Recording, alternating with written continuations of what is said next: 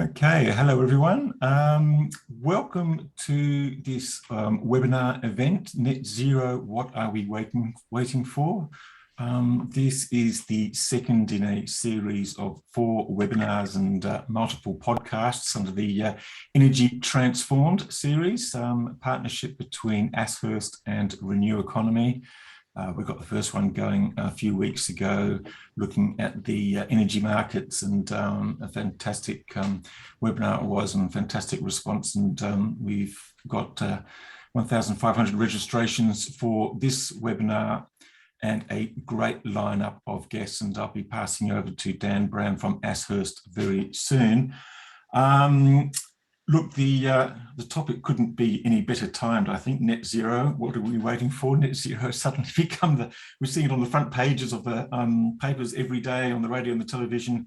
And as we speak, we hear that the federal cabinet is actually meeting to discuss its own approach to net zero. So perhaps Scotty and Angus Taylor might be listening in to get a few tips of where we should be heading and how quickly. We've got a great guest, or a lineup of guests that I'll allow Dan to introduce: Audrey Zieberman, Anna Skarbek, Kathy Danaher. Dan Brown from Ashurst is going to lead the conversation. I'm going to chip in with some audience questions. And so if you've got some questions, please put them in the Q&A panel. You'll see down below there's some chat for people to have a bit of a chat with things. If you've got some questions, please put them in the Q&A. That's easier for us to find. Audrey does have to leave at about 1 o'clock. Got another appointment. So if you've got some questions for her, we will be doing those first, and then we'll be coming back with Kathy and Anna. Anyway, without further ado, very much welcome to this webinar. We hope you find it very, very useful. And I'd like to hand over now to Dan Brown from Ashurst, who will make the formal introductions and lead you through the conversation. Thanks so much, Giles. I'd like to take a moment to acknowledge the First Nations people as the traditional custodians of the land on which we work in Australia. We pay our respects to elders past, present and emerging, and to the youth who are working towards a brighter tomorrow. To use David Attenborough's words, we are facing a climate crisis. We are at a critical juncture in our planet's history, and what we do now will really define our legacy. The data shows that we release about 55 gigatons of greenhouse gases into the air every single year, and this is still increasing. To stop global warming, we know that we have to get our greenhouse gas emissions down to 0. And it's clear that every aspect of our existing economies must change. Together, we need to support trillions of dollars of investment over the next 3 decades to achieve deep decarbonisation and to arrest global warming. Electrification of energy and power systems, decarbonisation of agriculture and transportation, energy efficient homes, offices and factories all present opportunities to remove carbon from our atmosphere. However, the primary source of greenhouse gas is the way we generate and use our energy, by burning coal, oil and gas. One of the biggest opportunities for decarbonisation is zero carbon generation and storage. And look, many companies have been making a lot of promises lately about reducing their carbon footprint. But how are we measuring these promises? Do they have near-term goals? And how can we trust the numbers? Clearly, we can't wait until 2049 to figure this out. Hi, I'm Dan Brown, and it's really great to be with you.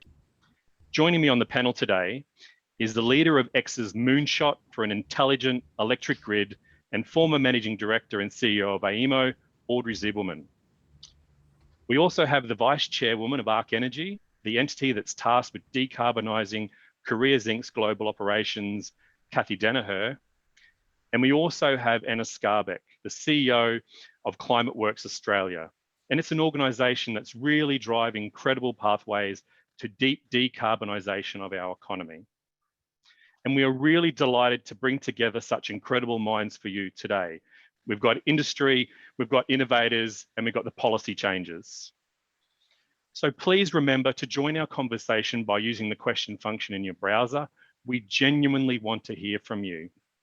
And as Joel said at the outset, it's not surprising that Audrey is in hot demand at the moment. So we've got her for 1 hour. So please, if you have any questions for her, make sure you submit them at the outset. All right, let's get after it. So Audrey, I'd really love to start with you.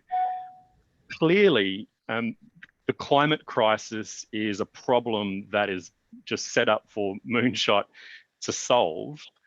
But before we go down that rabbit hole, I'd really love to just go back a step to like the 2020 ISP that you and your colleagues at AEMO developed. And I remember at the time, Simon Holmes à Court saying, this is one of the most rigorous economic and engineering studies into our grid's future. Was this in response to the climate crisis? I mean, what was really driving that beautiful work that you and the team did back then? Hi, Dan, and boy, it's great to be back. So even though I'm in San Francisco, it's great to be virtually in Australia right now. When we developed the first integrated system plan, it was actually because out of the Finkel review, and it was one of the outcomes of that determination is that we needed to have a much better outlook of for the next 15, 20 years, what's going to happen in Australia. We made a determination at the time, that when we looked at it, that it really needed a lot of effort because we realized it was going to get a lot of scrutiny and that it was going to be very important that it was predicated on really strong science and engineering math, not necessarily directed towards any policy outcome because of the very fact is that is not AEMO's job. It is really to identify what was going to happen in the system and really what we predicted at that time based on the our analysis of the costs, what's happening in the industry, the aging infrastructure, was that as fossil energy, particularly coal in Australia, began to kind of get to the end of its useful life, the most economic investments that would be made would be around renewables and storage, simply because the maths worked in that direction. It wasn't a particular sort of evidence of sort of forecasting and predicting. And then we also started to recognize, and this is the subsequent ISPs looked at this, and I think we're seeing this borne out, as we see the pickup of renewables in Australia, that's going to just accelerate the retirement of coal for pure economics, and that Australia is particularly one of the best environments for wind, solar, and now storage, and helped along by policy, but policy alone isn't doing it. It's pure economics. Yeah. And so the ISP was really in some ways not so much driven by the spectre of the climate crisis, but it was in response to the market's response to net zero and those trajectories to decarbonize. Right. I mean, we can't forget in the first decade of the 2000s, the humongous reductions in the cost of wind and solar, applied science, everything just sort of moved in that direction. Yeah, and I guess that reduction in cost is a really good point at the moment to throw to you, Kathy. If we go back from the 2020 ISP to 2018, when Korea Zinc announced that, I really think it was a market-making move, and it was bold in many senses that you're going to put utility scale solar behind the meter in Townsville. Very few people were looking at that type of solution at the time. Like, what was really driving that initiative for Korea Zinc at the time? Because in my experience, that was unheard of. Well, I've really got to be honest about this, and there's a proverb that sums it up quite nicely. And then to me, it was the necessity is the mother of invention. You've got to see that zinc refining, we were obsessed of keeping our energy prices globally competitive. We had the advantage of, owning the site, and we were looking at the development. And within the organisation, there is a culture for long-term strategic thinking. So, I mean, a lot of people don't know that back in 2008, Korea Zinc was installing 150 megawatt hour battery, which was, 6 hours to discharge and 8 hours to charge. So wow. The organisation was obsessed with keeping it under control, and we too saw what was happening in the market. And some of it was timing, in the sense that, you know, we were always out looking to see how we could improve our electricity costs, because it's 50% of our operating costs, excluding, you know, purchasing ore from the mine. So if you get that wrong, you really screw up your business, basically. Yeah. So we were always in the market, whether it was for electricity hedging, power purchasing agreements, or even building our own facilities and using different types of technology. So it was the fact that we were plugged into it consistently. And we decided to test what we were seeing through, you know, media or from various reports that we had done by third parties. So we went out to the market at the stage when the gigawatt solar was coming online. And that really surprised us, is that what people were telling us about the cost of energy and what was actually there at that time astounded us. So for us as an organisation, it was a very short and quick decision to move forward. And then as part of that process is that, you know, we also had the advantage, as I said before, of the long-term thinking. And to give you an example of that, 20 years ago when they started that refining, is that even when they built the infrastructure for it, they had in their minds that they were going to double the size of it. So they basically had a substation twice the size it needed to be, water pipes twice the size it needed to be, and civil, just sitting there from the very part. So it made our life, even though we weren't part of that decision-making process, a lot easier, because we could literally plug and play. And then on the site, it's full of capable engineers and civil, mechanical, and they wanted to play in the new world as well. And even the suppliers did too, is that they saw that we were serious and that we were going to do it. So it had a very, very short gestation period. So some of it was you know, from other people's decisions before us, and some of it was, you know, just watching that market and seeing, you know, what is happening. And sometimes facts and fiction can drift apart, as we all sort of know these days. Yeah. So it really does seem like that not only was it the right thing to do, but it actually made great commercial sense for your business. Oh, definitely, yeah. as part of that. So yeah. And then I guess, Anna, if we go even further back to 2009 and talking about necessity being the mother of invention, the vision that you had at that time to create Climateworks, when I don't even think net zero was a term that was used at all, what was really driving that for you? Because that's absolutely groundbreaking in my view. Correct. Climateworks was created in 2009 by the Myer Foundation with Monash University in recognition of a need for a bridge between research and action. Yeah. And there was recognition then by government and business decision makers that they knew there was a lot of science about climate change already, there was a lot of politics about climate change already, and they knew that more action was needed. But there wasn't yet a lot of translation of that action into practical pathways. So Climateworks was set up to be a trusted advisor housed at Monash University. And you're right, back then, our first national plan was the low carbon growth plan for Australia.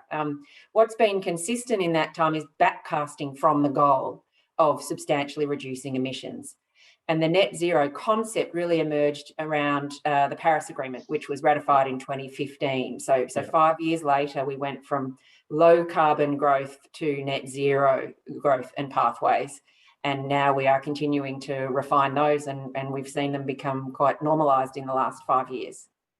Yeah, that's amazing. I mean, at that time, were people questioning what you were doing and saying, like, why is this relevant now? Like, because it seems, again, very visionary for that to come about at that time.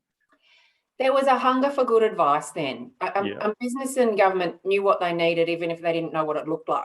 So that they knew pathways were needed for substantial reductions in emissions. And back then we had marginal abatement cost curves. They were very, very helpful. What we've observed is that thanks to the Paris Agreement, the 2 degrees and 1.5 degrees goals introduced the carbon budget. And that gave us the maths to do the backcasting from what winning means. Winning means keeping the planet as safe as possible for all of us. And we can mathematically calculate that, and the science has helped us now move away from marginal abatement and start at the end of what does zero or net zero emissions look like, and solve for getting there in the optimal way across all of the sectors that involves. And so the work hasn't changed that much.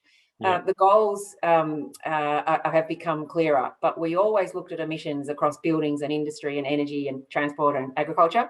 We still do.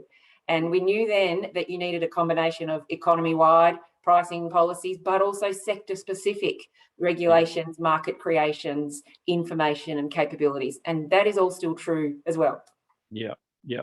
And actually, I think that's a really good inflection point, just to go back to Audrey in terms of looking at the more global piece, but specifically as it relates to the US. So Anna's talking about the marrying of, I guess, aspiration and action, and the great work that came out of Princeton around Net Zero America, with those 5 pathways to deep decarbonisation. We see the numbers at $600 billion of at-risk pre-FID investment in order to try and get to net zero on some of those pathways. Several $1 trillion needed to actually build out everything to get to net zero. I mean, what's the sentiment in the US at the moment? We've got the Biden administration in. What's the feel there for you on the ground? Well, I mean, certainly since last November, the U.S. has changed the way it's thinking about climate and where things are moving in the U.S. And what's really critical to recognize is that, when you think about it both from a state basis and also a federal basis, there's generally a recognition that what we need to be thinking about is how do we scale in technology, and the recognition that, in fact, as we start thinking about the post-COVID world and what we need to do in the U.S. around infrastructure build out and building back the economy, that putting in a green, looking at decarbonization as an element of build back just makes sense. So almost like Europe, there's really very little debate in the U.S. anymore. There's a debate around maybe amount, but not really a debate of whether we need to go there, and people are actually seeing it. And so that's really changed the nature of the conversation, so that anymore what folks are talking about is not whether we go there, but how do we get to scale efficiently, what kind of markets are going to drive it. And certainly the events that happened in Texas last winter, when I think, over 100 people died because of system black events where there wasn't sufficient heating, actually. And there was that event. And then what happened in Louisiana and the outcome of the rolling blackouts after the storms there, and people not having power in, high heat. And of course, I'm in California, where we've had problems all summer because of fires. There's everyone's seeing it, that we actually have to move there. And it's the question of how best to do it. And certainly there's an awful lot of investment going in, both by the government and private companies like mine, in thinking about how do we move this forward. Yeah. And Anna, I think this is a really good point to, I guess, bookend the conversation. So there's trillions of dollars that need to be invested in order to underwrite the promises that public and private sector are making around net zero. But let's just simply, what is net zero? Let's just define that as a baseline so we all know what we're talking about, because I feel like it's not something that's actually truly understood universally. Well, that might be because there are many concepts wrapped up in net zero, and it can all be linked back to the IPCC science and the concept of the carbon budgets. And so we are solving for keeping the planet as safe as possible, as we know we've triggered these the warming right through emissions. And so solving for minimising the volume of additional emissions of greenhouse gases that are in the atmosphere. And right now we're adding more than the planet can absorb. So the concept of getting it back into balance is where net zero comes from. But there's 2 versions of that balance. It's not balance in any singular year, it's balance across the cumulative as well. And so the cumulative is we're already over a degree of warming, and we're heading rapidly to 1.5, and beyond 1.5, the extra damage to all of us, if warming increases to nearly 2, which is the range of the Paris Agreement, it's exponentially worse at 2 degrees than 1.5. So every effort now to limit the total volume of carbon emissions that are emitted, and it's a cumulative stock. So that's the thing to remember, that every year we take longer, it actually means we have less time to finish the job. So net zero is both a combination of the area under the curve, so the mathematical volume of that cumulative stock, and we can calculate it for the 1.5 degree budget, and that's what we at Climateworks are aligning ourselves around. And we also know the difference for the 2 degrees. So then you get to this concept of net zero, which is that you want to limit the cumulative stock to that volume, which means that for every year beyond, forevermore, we can't be adding beyond that volume. And so emissions must be in balance. So whatever we do cause through unavoidable emissions, for example, livestock, methane, which looks like doesn't, as long as we have livestock, we will have some methane emissions. We can reduce some. We can absorb some as well through land and oceans. So having that in balance is where the net concept comes from.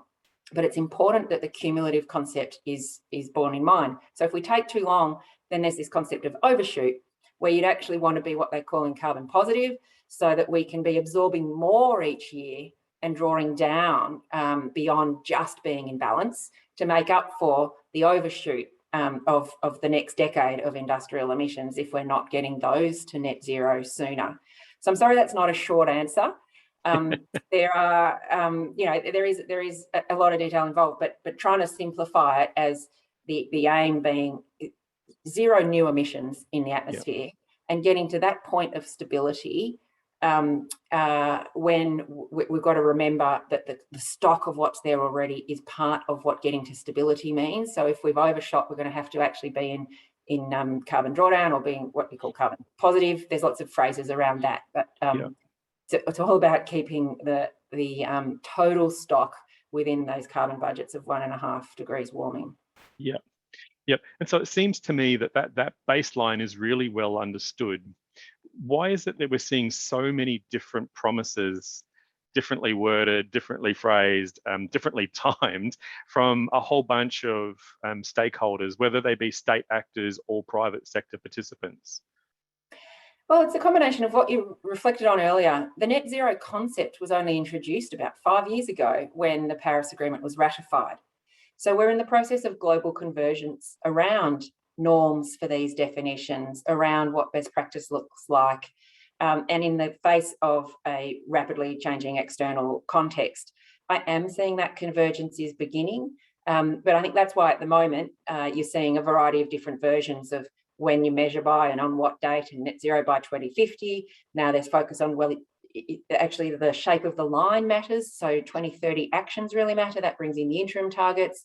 Yep. And then there's being carbon neutral along the way, so that you're still emitting, but you can offset along the way. But there's going to come a point where the social license for doing that is now diminishing, because when technology can eliminate the emissions, the expectations from many in the finance community is that if you want to call your investments green, you need to have done the elimination, not added to the stock and then used up some of the supply of nature-based sequestration for what you could have avoided in the first place. So I think that the norms are also changing, which is why you're seeing some of those definitions evolve as the understanding of best practice evolves. Yeah. And then I guess just finally on this piece, how is it that we ensure the provenance of what the corporate market is saying about these promises, or about what we're all saying about these promises? It seems like you said the baseline's there, it's quite clear, the budget and those sorts of elements to net zero, but how do we keep everybody accountable for the promises they make, given that if they fail to do so, the impact at the back end of 2050 is really catastrophic? It takes a village, I think is the phrase. And it does indeed. So there are emerging voluntary certifications, legal definitions, social license criteria. One thing that I think is positive is that it does seem to be a race to the top, that, we live in the digital era. There are many issues that companies and governments are held to account on now: gender equity, modern slavery, child labour, a variety of issues where there is now accountability in the form of formal legal accountability plus the social license accountability, and there is transparency. Yeah. And we're reaching that point now in relation to carbon emissions as well. I see that expanding to scope 3 emissions across the whole supply chain. I know there is soon going to be the digital ability to understand point source emissions in a spatial way, thanks to satellite data. So we won't be reliant on corporate reporting alone, for example. But also governments have been building corporate reporting. Australia has NGES, the National Greenhouse Emissions Reporting System, and there is the UN tracking of emissions as well. So again, it's a layer upon layer, but I do see that the expectations continue to rise, as does the ability to measure and hold account. But then it relies on the village to do the holding to account, of course. And I think we're seeing shifting sentiment in that front as well. Consumers prefer the green option. It may not always be easy for them to choose it.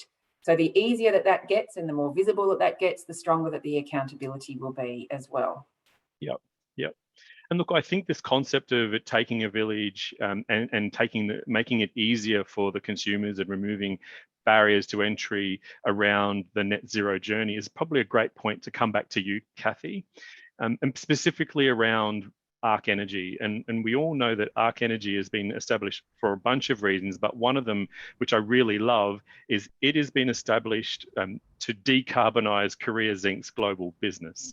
So we've heard from Anna what net zero is and all of the issues surrounding that net zero piece around accountability and reporting, but why now for Korea Zinc and Arc Energy? What's really driving this for them at this point in time, apart from the concept that you mentioned at the outset around necessity being the mother of invention? But it is seen within the group as the next growth engine, basically. So it's got two prongs to it, which is obviously their core business, which is they need to decarbonise that to remain competitive. But it's also seen as a growth engine about renewal and growth and what can be achieved as part of it. Hence why we're also playing in the hydrogen space as part of it. Is that the first goal is to decarbonise the Korea Zinc group, but the second goal is then also to build a new industry as part of that, and we see hydrogen as part of that play.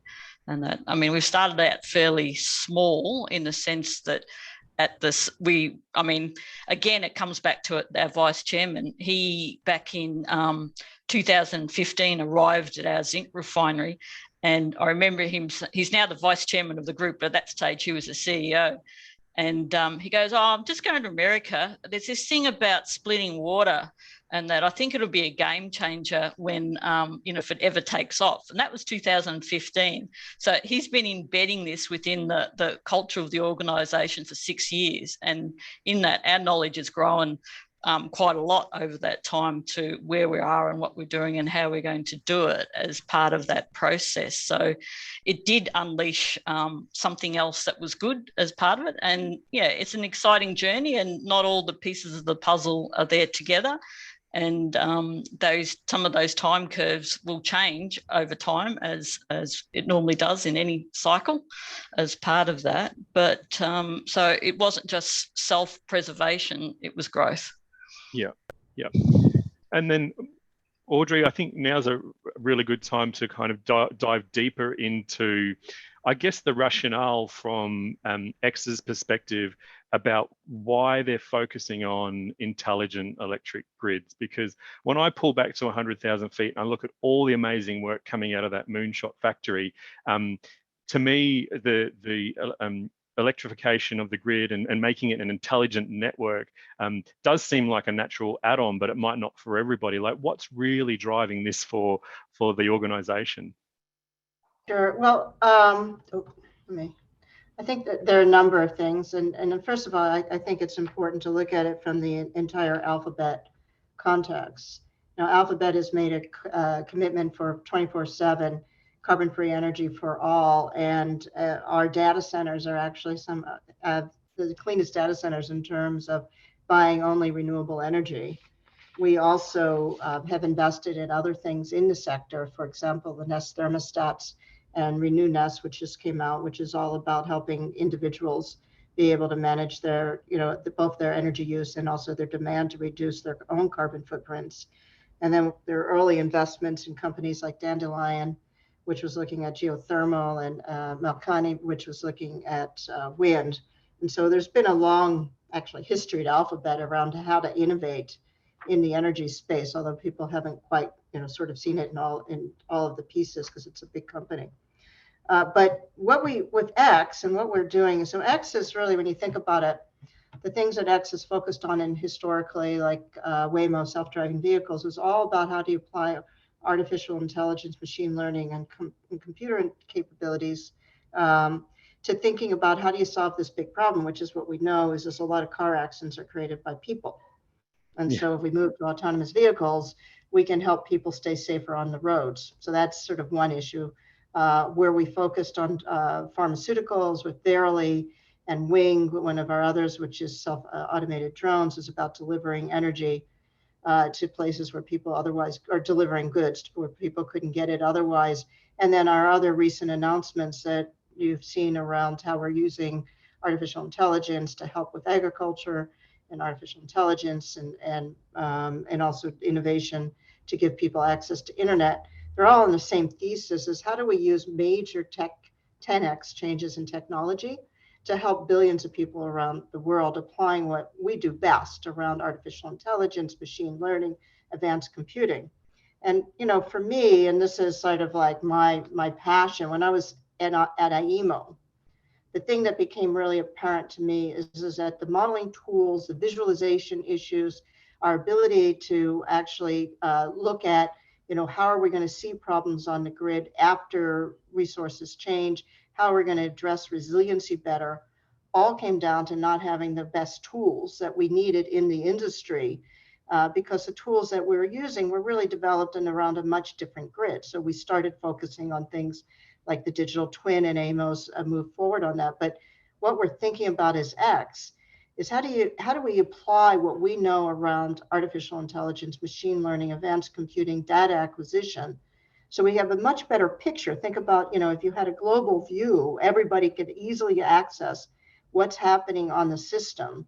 And then therefore we can drive innovation better because it won't be a mystery anymore. And so if you think about what Google's done around mapping roads, is like, how do you make what today is invisible visible, so that it becomes a tool for everyone to use? And this, and with the objective, it becomes then faster, easier, cheaper to decarbonize. So some of the debates that we have in Australia, if you could visualize it, right? And we were saying, well, what would happen if? Well, let's go look. Well, we can actually see it. We will know what happens if we want to change the market. Will it be better or will it be worse? Well, let's go try and see. And so that's what we're missing in the grid. And that's not just here, but it's everywhere. So, the debates we had in Australia about how long it takes to interconnect, well, that's everywhere. And so when we think about the amount of wind and solar have to be interconnected, we have to speed up the time. We can't just sort of wait. And what Anna's saying is spot on. We don't have till 2050. We have to do this much faster. We all know that we can't decarbonize our economies until we decarbonize the power system. And it's only going to get more complex as we think about coupling with transport and coupling with heating.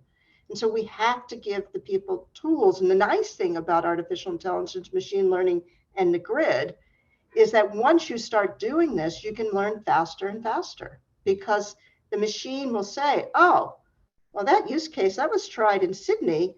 Oh, it works in New York. Let's, it's a lot faster. We can solve it faster. So that's what we're about.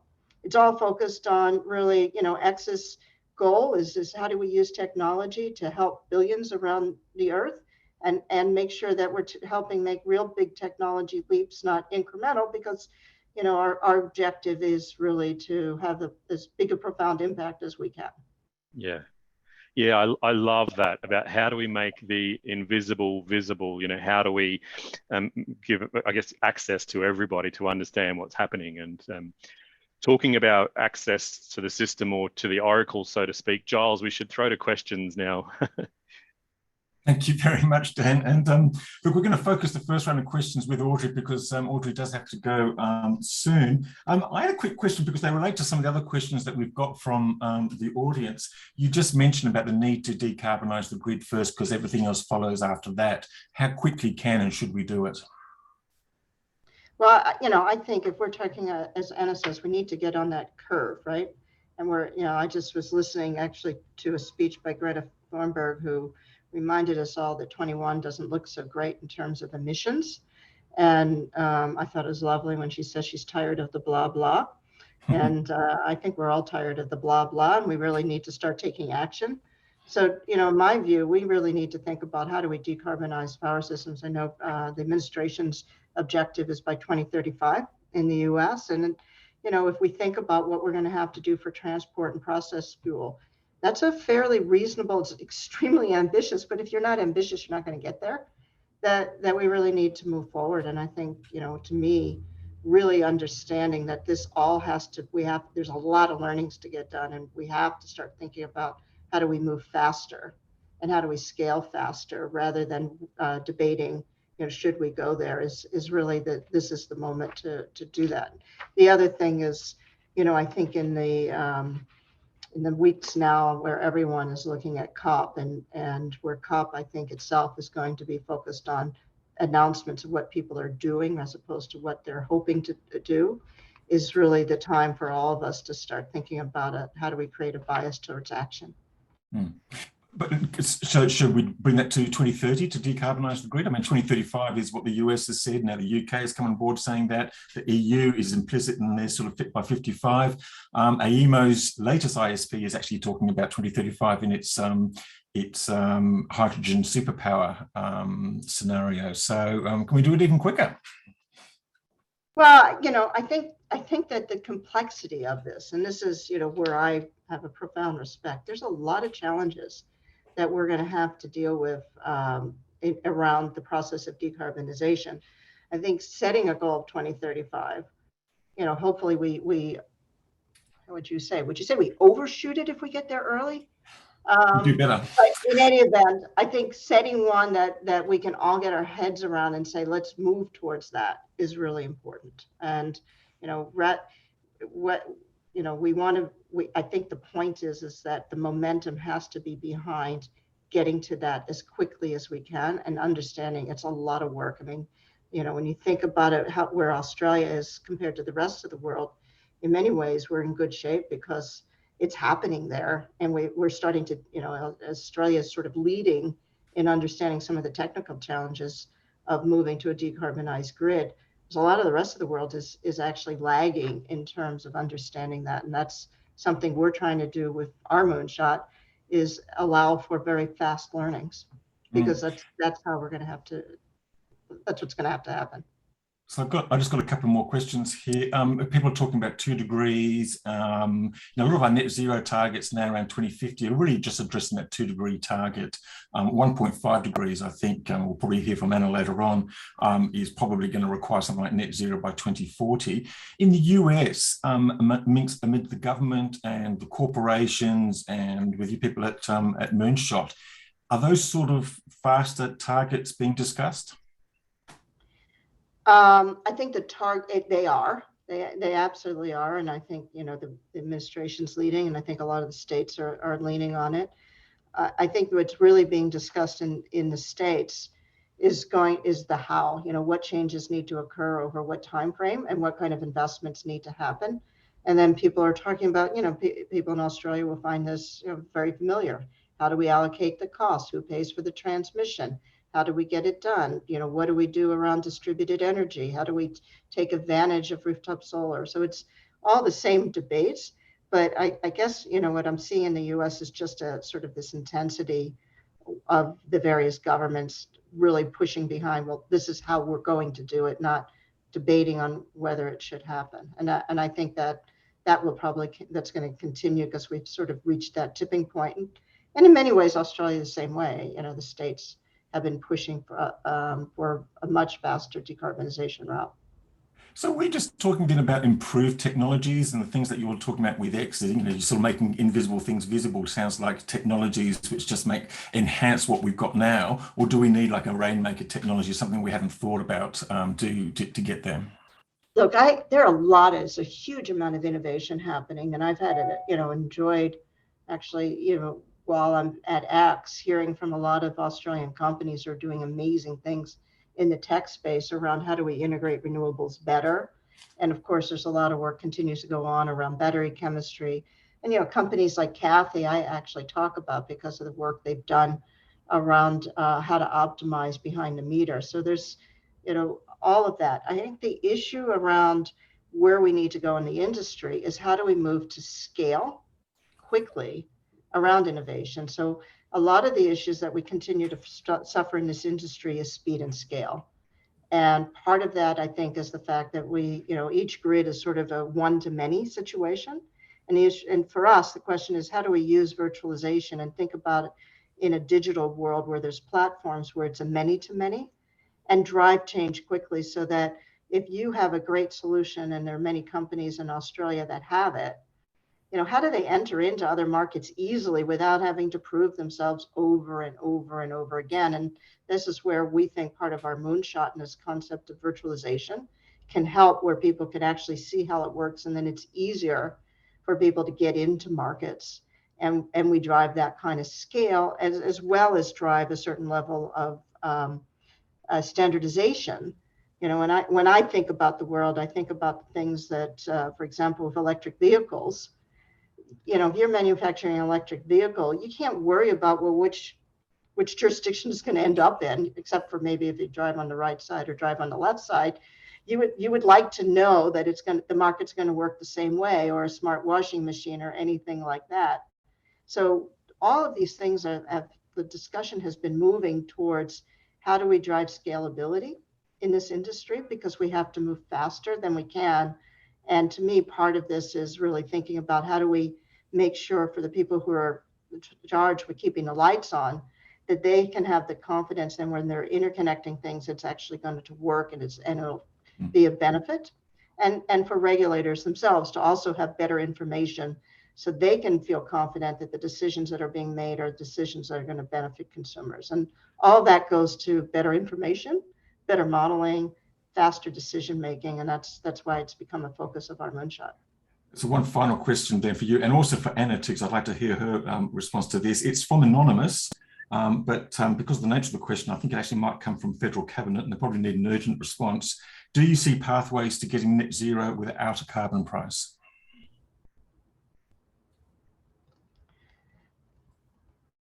I think that always, we've been saying this for a long time, having a carbon price makes things easier, makes things clearer. But what we've learned in Australia, I think, is with the tech changes, we can get there because of better information and frankly, where consumer sentiment is now. I think that the fact is that I think we're quickly moving to the point where, making the environmental decision and making the economic decision, as Kathy said, it's sort of like one and the same. It's actually good for business and good for the environment. And I think at the individual home, we're quickly getting to the same place.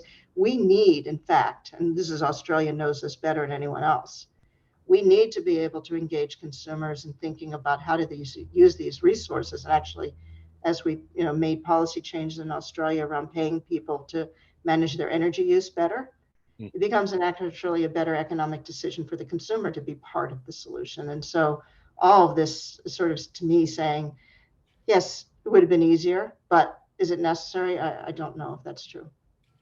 And I'll hand back to Paul after this. Too. Yes, and what's your view of this? And then Paul, please take it away from there.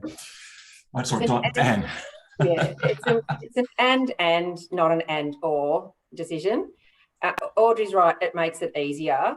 Our research dating back to 2010 said that even then, before net zero was on the table, we knew that it would need carbon pricing and sector-specific policies. And that is still true. And the faster that the time race moves, so for 1.5 degree, you need much more than a carbon price, because you've got to do the backcasting and think about long-lived assets and set sophisticated policy signals. But the reason that it's and is there's quite a difference in a market between leaders and the remainder. And so we know that finishing the job requires the most comprehensive policy suite you've got. To take one example in the built environment with buildings in Australia, a topic I'm close to, back then we knew that the building code hasn't been updated for a decade in Australia, and yet technology and energy efficiency has improved through the roof. There are building leaders, Green Building Council and others, that are already making commitments for 100% renewable or zero emissions buildings, yet the mainstream market isn't there yet. And so there are policy tools to bridge the gap between leaders and the whole to sort of, to finish the job. And in that particular case, there is a national construction code. But to get an improvement through, you need to do regulatory impact statements. You've got to think about cost benefit. And when externality costs aren't priced, it changes the way decisions are made sometimes in treasuries. And that is a live debate right now in Australia, because we haven't got the whole suite of policies in place, that it's hard to get even a single ratchet in one of the minimum building code, yet the leaders are already miles ahead. So a comprehensive decarbonisation needs a comprehensive policy suite. But right now, in terms of and taking a sector-specific approach with roadmaps that involve industry, government and community can really help everybody understand what are we solving for. And then we move forward on action on investments, action on setting the goals, so that then those goals can be baked into policy measures. And markets of all shapes. It may not always be a carbon credits market, but setting the goal into other markets gives you the equivalent price signal. Yeah, look, I think now is a great time while we're talking about making the invisible visible. When we look at the lack of pronounced federal government commitment here at the moment, and I understand it's rumoured to be coming soon, and then we look at the overlay from the international community. We've had this week Prince Charles comment on it, Joe Biden's mentioned it, Boris Johnson's mentioned it. We've got all the Australian states and territories making formal commitments. Even the National Farmers Federation in some way have acknowledged around dealing with clients who are climate conscious. The EU rumbling about tariffs on Australian exports. Kathy, I'd really be keen to get your insight on what we need to do here. And word on the street is, back in the day, you were instrumental in lobbying for the 5-minute rule change. So what levers did you pull then? What levers can you pull now to help really move this conversation forward so that we end up with an and situation like Anna's talking about to really drive that action? Yeah. To be honest, again, or maybe I've already said that, is that, we were the little new kid on the block. We were a small we're a market participant in the sense that we're a heavy industrial user and we didn't use a retailer. So we sort of cut out part of that process. So the reason it really got through was two things, I think. One was momentum, and the other one was definitely technological change as part of that process. So there was momentum at that same time about rising price volatility. So it helped to sort of, do that part of the puzzle. But also we had to do our research into it because it wasn't a new change. It had been up before and it had failed. And the reason it failed is that was given at the time was that IT data and smart meetings weren't ubiquitous across the NEM, so that this real change should be put back up so that consumers can make better decisions on when they should use power and how they should use power. And at the same time, we were assessing batteries and we knew how quick it could actually respond. So we knew that the technological part of this puzzle was not the issue anymore as part of it. So I think it was that momentum and the fact that technological change was there and it was the best way to use it. And I'm sure the 5-minute rules settlement still has a way to go as part of it. If you look at Renew Economy in October, they said rooftop solar hit over a third of Australia's usage of energy at that point of time. And there will still be the other impact of the fact that soon as, smart meters are used more and more frequently, even though from now, is that the signal that we got, the signal they'll see as well as part of that process. So then it's in the consumer's hands of, do I turn my dishwasher on automatically at midnight? Do I, when do I set my washing machine off as part of it? Do I trickle charge my new Tesla as opposed to, hitting in a big peak when everyone's turned on and the price is high? Or, or do I fill my battery during the day? Is that we're now seeing a different shift as part of that process. So, I think it will continue. So again, for me, it was momentum and solving some technological parts of that process. Can I answer to that? I think Kathy is undermining her effectiveness and her tenaciousness.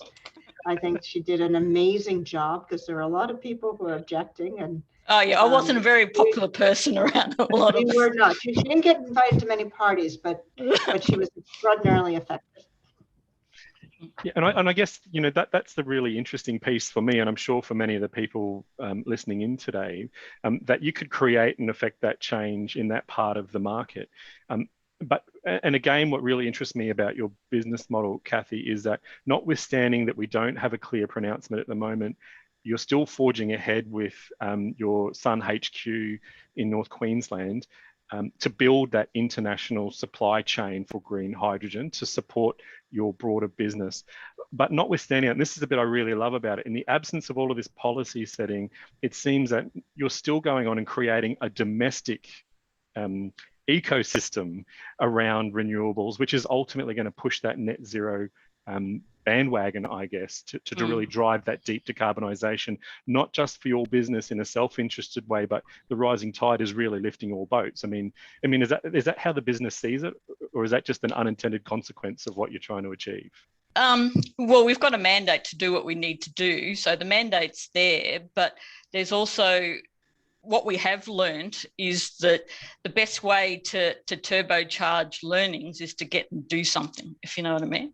So if you think about the little ecosystem that we're setting up at Sun Metals, is that we will produce hydrogen on site, we'll compress it, store it, and dispense it into, triple road train trucks that's going to take them from our refinery finished product to the port and bring ores in from the port. So it's a nice little ecosystem to learn all the way through as part of that process. And this time we've taken a bit more of a step forward because those trucks will be the biggest trucks in the world, pulling those sort of loads of 140 tonnes as part of it. So yes, I suppose that we will still innovate, and that'll be our learning ground. And at the same time, no, we won't forget that we want to export, hydrogen to our parent, and what form that is in terms of ammonia or whether it's liquefied, is that some of those stepping stones will reveal them over time.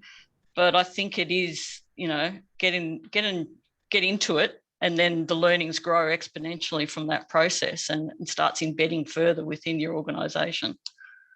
Yeah. Sounds like you need to be doing some consulting with Audrey over at Moonshot Factory with that attitude, Kathy. One of the things that we haven't touched on, but I guess is really interlinked into this whole approach, Anna, is the role of offsets. Some quarters of the market think that they're a bit of a dirty word in terms of greenwashing or green wishing, but I'd be really keen to get your guidance on what the role they have to play and whether there's a credible role for them in reaching net zero by the time we need to. Yes, I touched on this earlier. It's continuing to change. So as I mentioned, it's very, very valuable to move as fast as we can with nature-based solutions. We need all the sequestration we can get. Like the 1.5 degree pathway is so much steeper than the 2 degrees and so much better for us. But the reason that you mentioned that there's increasing skepticism around offsets, there are many reasons, and there's always a spectrum of corporate performance. But the science reason is that the scale of emissions overshoot at the moment is so far beyond being within the 1.5 degree carbon budget that we cannot solve by offsetting the entirety. Right? So the maths has been done by multiple different scenarios groups, and we must eliminate all the emissions that we technologically can, because the supply of land available for the pure purpose of offsetting is finite. And the volume of emissions that we are collectively currently producing is multiple times beyond that capacity. So on the sharing, optimization scenarios play, everything that can be electrified must be. Everything that can be substituted to green hydrogen must be. And the residual is what we're talking about, is only what cannot be otherwise eliminated is what we must preserve the finite use of land for nature-based sequestration. There's some opportunity for ocean-based sequestration through seaweeds and mangroves and the like. We will need all of that for the overshoot that we're most concerned about. Then there's, of course, doing offsets well. So nature-based solutions that take account of biodiversity is how we can get win-win. There is the other COP underway right now. And just as our safety depends on a safe climate and trying to limit global warming, our safety also depends on ecosystems surviving and some species biodiversity. So there's currently a COP on about that. So we will need to get better at how we do offsets to make sure we can enhance natural capital through sequestration, but also through our use of land for agriculture and spatial planning as well. So there's going to be a continuous improvement, I think, is the message for your listeners to think about. That if you're in the market of needing and using and wanting to supply offsets, you're well aware of these rising standards and the ability to have some wonderful outcomes from them, but to recognise that we should use them for their highest value purposes. Yep. And that we should probably go long on them if we're wanting to invest. That's a joke, by the way. Look, I'm mindful of your time, Audrey, before you go. And so I'll be really brief. What is the kind of single silver bullet, moonshot type solution to get us to net zero? What do we need to do? If you could wave your magic wand, what would you wish for? Look, I am a really great believer in the power of innovation and great thinking, the sort of things that Kathy has talked about. And to me, it's all going to start with getting really the information out there, the data, being able to actually drive innovation, to drive scale by creating an equity and access to information. And in many ways, access to information is going to be the fuel, I think, for the decarbonization of the grid. And data, when you think about the role of wind and solar and the climate, it's all going to be around that, and making that accessible and easy, I think, is going to be a very critical thing. So policies that enable that, I think, will go a long way to helping us get there. Excellent. Thank you. And thank you all, and apologize. I wish I could stay. Bye-bye. Thank you very much for joining us, Audrey. And so, Kathy, when we take off your vice chair of ARC Energy hat for a moment, and we look at the net zero trajectory that not just we as an Australian economy need to land, but as a global community we need to land, what are the greatest opportunities for us arising out of this transition, this kind of once in a multi-generational transition? Well, I hope that this sounds like war. I actually do hope that we bring people along with us, and we can actually sort of, think of making things better as part of that process. So, there's a bit of me that also wants to make sure that those people that may feel threatened, it's not threatening. So it's about creating awareness and creating sort of pathways for a lot of different parts of the economy and for individuals as well as part of that. So, I don't think I really answered your question, but I think it's, is that I think we are accelerating knowledge and we're accelerating what we're doing as part of that, and the broadness that can touch is that a bit like I was saying before, once people can touch and feel it, they can make better judgments. When it's a bit more nebulous, it's harder to sort of sit down and you can throw cheap shots both ways when it's a bit nebulous and part of it. So I think more that we get on the ground and people can actually see this working and doing and the sky hasn't fallen in, it'll be good for all of us as part of that process. Yeah, and look, I really love that, because it's very similar to the comment that Audrey just made, where the way that we can innovate effectively and efficiently is through data, and as you say, the awareness and understanding that the sky is not going to fall in. And before we throw to Giles for the last round of questions, Anna, I'd just like to throw to you on a very similar question. A lot of what you do is data driven, and we're accumulating more data. And so out of that data at the moment, I imagine it can only help you to be more effective at your role of lobbying for policy changes and helping corporates go on that journey to deep decarbonisation in a really meaningful way. But what are you seeing as the greatest opportunities out of this transition? What excites me is how many of the actions we know we need to take create win-win-win opportunities, so that we're trying really hard to solve for climate in the time that we have against the climate science and reorienting an economy and modernising it. And in doing so, what climate boffins like me used to call co-benefits are in fact much more valuable to a lot of people. When all cars are electric, air will be cleaner, roads will be quieter, property values on busy roads could well be different. Yep. And that's just one tiny example. I talked earlier about offsets, but rejuvenating our landscapes is so important to our fundamental safety in terms of species survival, but also well-being. We all know from the need to connect with nature through COVID. And the growth of the hydrogen market, creating new industrial opportunities for Australia as a nation. And so there are so many win-win-win outcomes for getting the climate solutions right.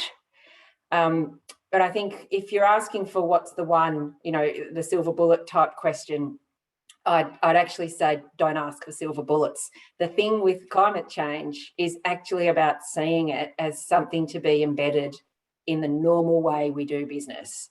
And there is not just one answer. There is not just one thing to focus on. And when we think about any of the other challenges we've leaned into for society, gender equity, ending homelessness, Indigenous reconciliation, ending child labour, none of them had just one answer. And so I think normalising this moment now, where we are able to see it as an opportunity, but also to recognise that we should look for the climate risk and opportunity in all the decisions we're making, and not think that there's a silver bullet for it. I think there's actually two messages in that. Yeah, I love that. I love that.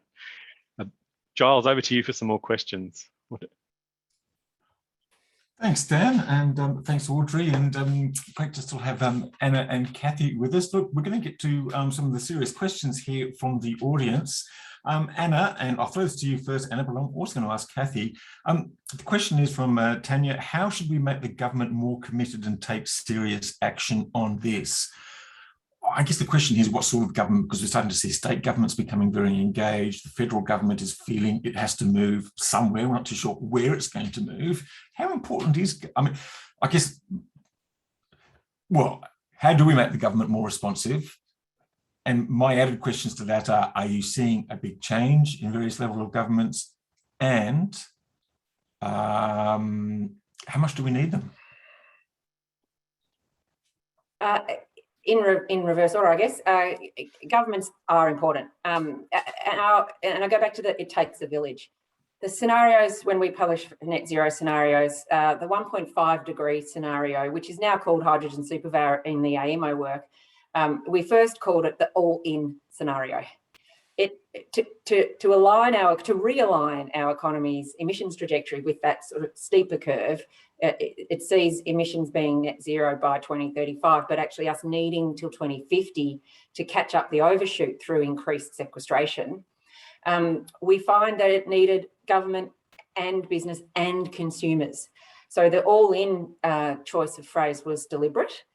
But of course, governments set the shape of markets. And I think that's the most important role at the moment here, is to embed the net zero goal into the shape of all the markets that influence emissions, which also includes all the decision makers, so long-term investments. And so that includes incorporating it across all portfolios, from treasury to transport to industrial development to, of course, energy. And so that is a clear role for government. There are, of course, many more specific roles for governments, and we're doing a lot of work with state governments now. And of course, in Australia, we have federation and different constitutional responsibilities. But it's very helpful to think about solving for embedding the net zero goal in the outcome of all our markets, and then helping unblock those barriers where each player can do what it needs to do. So businesses as well as governments can think about how do you embed net zero into your procurement? Is it in your supply chain contracts? And that's homework for businesses as well as it is for governments. And then, of course, governments do set standards around the way software and batteries and the grid and the intelligent grid and all of that. So there's a role in shared infrastructure. And so there are roles for convening industries and communities to create these place-based approaches. I could go on. There's a lot of role for government, but it's not alone. It's with business and community as well. And we are seeing an increased momentum to your second question. We're seeing federal, state governments wanting to invest in hydrogen hubs, in clustering of industrial decarbonisation zones. We're seeing state governments call forward renewable energy zones. The job now is to link those, to link the RES with the RIS, if you like, the renewable energy zone with the industrial zone, and enable the ecosystem to come together at scale. Audrey talked about speed and scale. And so combining the efforts of state and federal and local governments is obviously the best chance for achieving speed and scale. Sometimes going slower to coordinate the multi-parties allows the greater scale, which ultimately allows the going faster. To end on a positive note, as Audrey was talking about speed and scale, I was thinking about what we've learned from COVID. And if there was ever a time, which we were pre-COVID, calling for speed and scale in terms of the response from business and government, both investment and policy, we can now have confidence that we've exercised those muscles, that as governments and businesses and societies, we've seen speed and scale in relation to COVID. We saw the tech solution, vaccinations, be called forward with advanced market commitments. And obviously there are a lot of differences between COVID and climate. But I think everyone has learned that we can,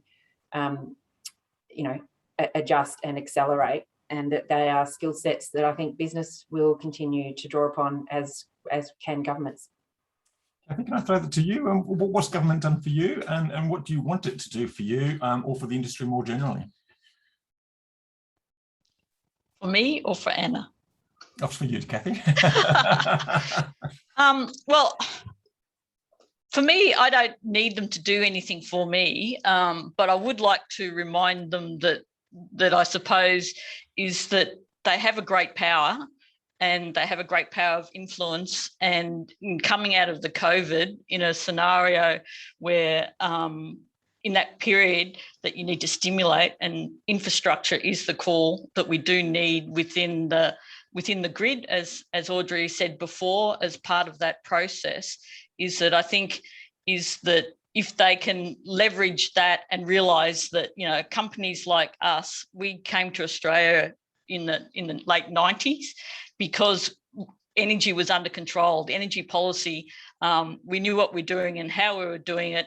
And that meant that lots of people came to invest. And I think that can be the same again, is that I think people are starting to come to the realisation that we can have, massive renewable facilities in Australia as part of it, and get down into the bottom quartile of those cost curves for energy.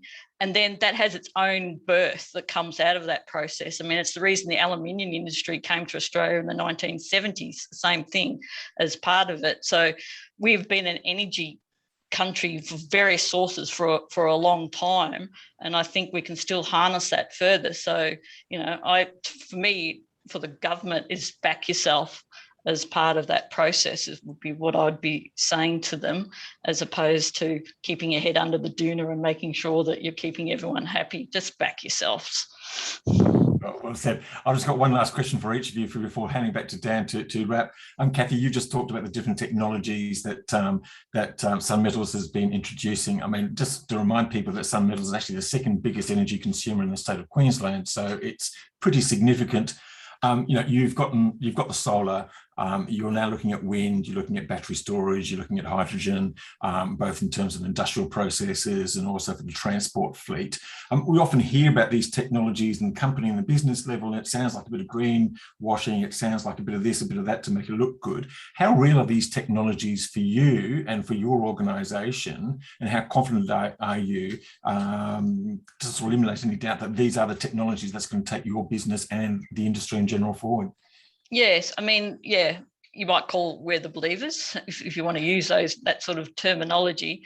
But, you know, the same thing is that hydrogen roadmap is a bit like the renewables roadmap, but we've seen in the market it accelerating as part of that process. So yes, there's many parts of the supply chain that's got high capital cost at the moment, but we're also, I sort of reflect on you know, mass scales of when you get part of those value chains coming through. And, you know, you're seeing within the industry a lot of new alliances forming at a corporate level as part of that.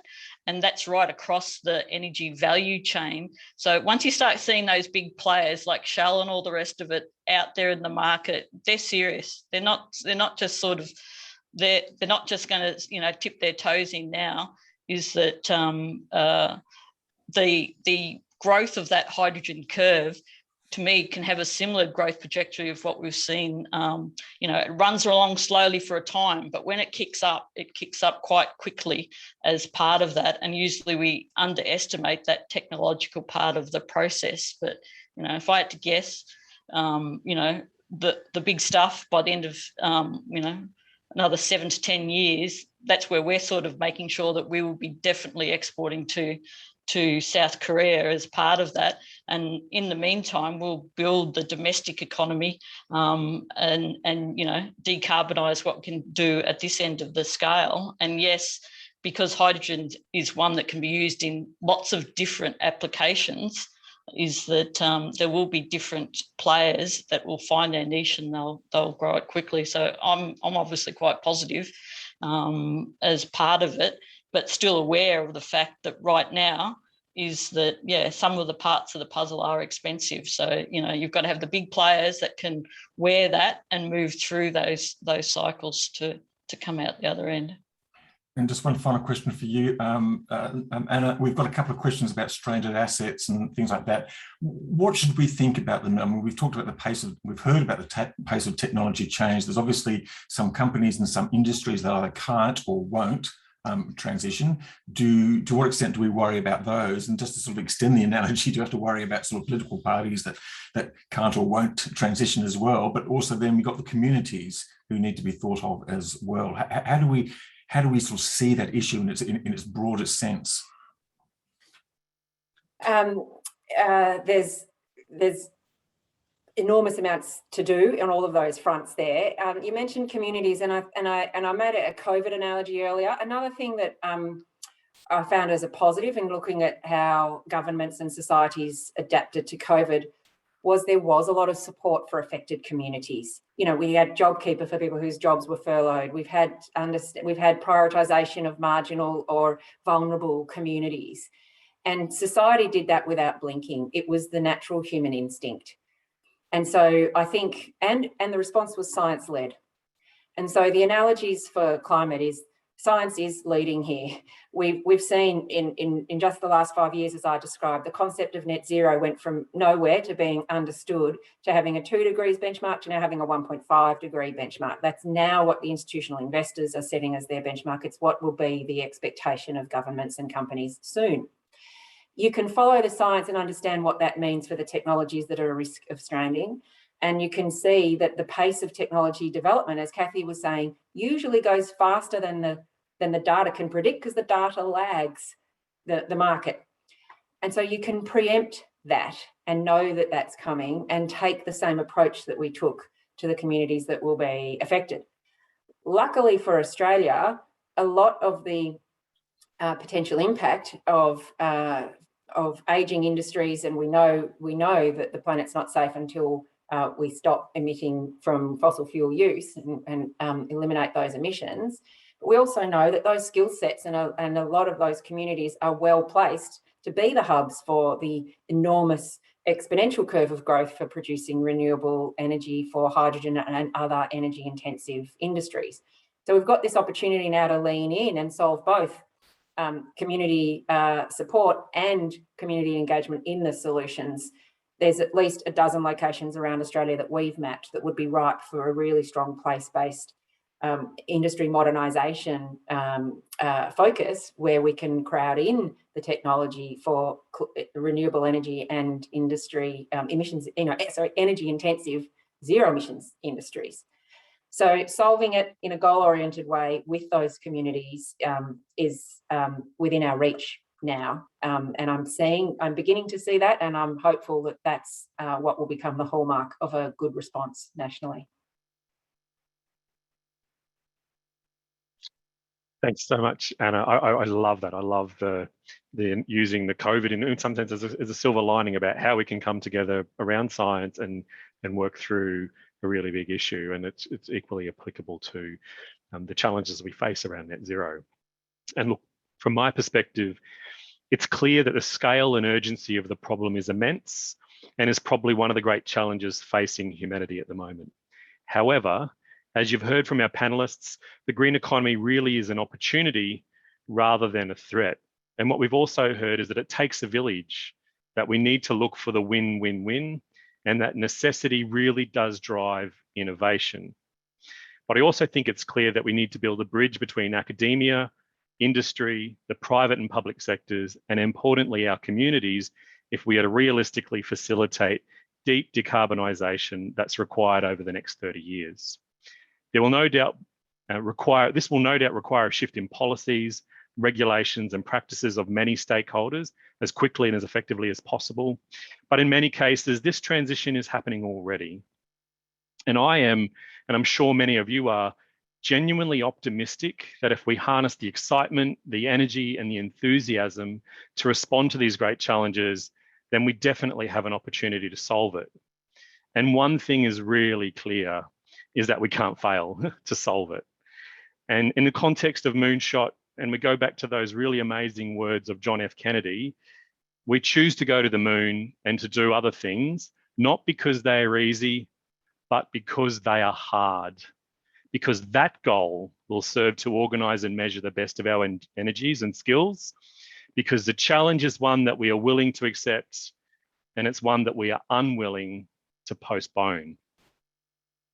So on behalf of Ashurst, I'd really like to thank you all for participating in our webinar today. Please join me in a virtual standing ovation to our amazing panelists, Audrey, Anna, and Kathy, because they provided us with some really amazing insights, and it's really been great speaking with each of them. I really also want to say thank you too to our very good friends and partners at Renew Economy for hosting today's session. And please watch this space for more in our Energy Transformed series. Our next podcast will be released towards the end of the month, and it's going to focus on a deep dive into hydrogen models and offtake. So thanks again for your participation, and goodbye, and have a great day.